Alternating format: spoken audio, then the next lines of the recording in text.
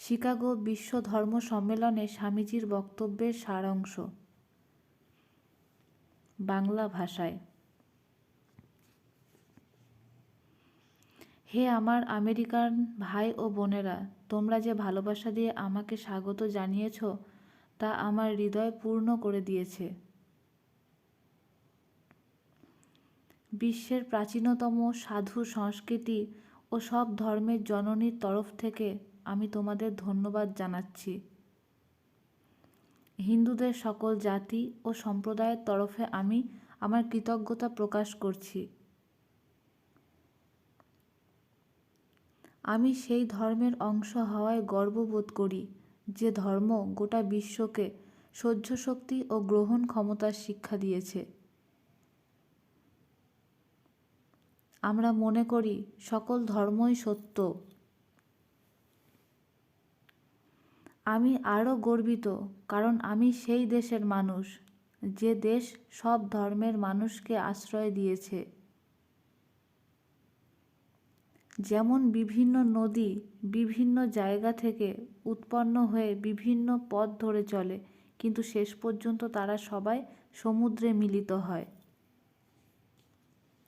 ঠিক তেমনি বিভিন্ন মানুষ তার পছন্দ মতো বিভিন্ন ধর্মের পথ বেছে নিতে পারেন।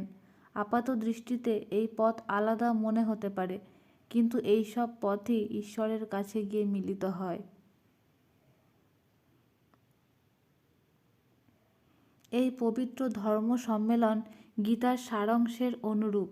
গীতায় বলা হয়েছে, যে আমার কাছে আশ্রয় চাইবে আমি তাকেই আশ্রয় দেব। মানুষ যে পথই অবলম্বন করুক, যত কষ্টই পাক, শেষে সবাই আমার কাছেই আসবে। সাম্প্রদায়িক হিংসা এবং অন্য ধর্মের প্রতি অসহনশীলতা এই সুন্দর ভূমিকে বারবার আক্রমণ করেছে এবং পৃথিবীকে বারবার রক্তে রাঙিয়ে তুলেছে।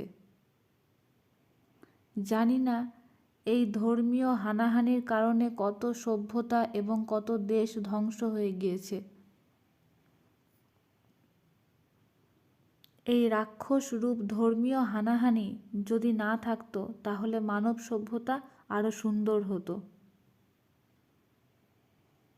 কিন্তু এখন সময় এসেছে এই হিংসা ও হানাহানি বন্ধ করার। এই বিশ্ব ধর্ম সম্মেলন তারই প্রমাণ। তরোয়ালের থেকে কলমের ক্ষমতা এবার বেশি হবেই।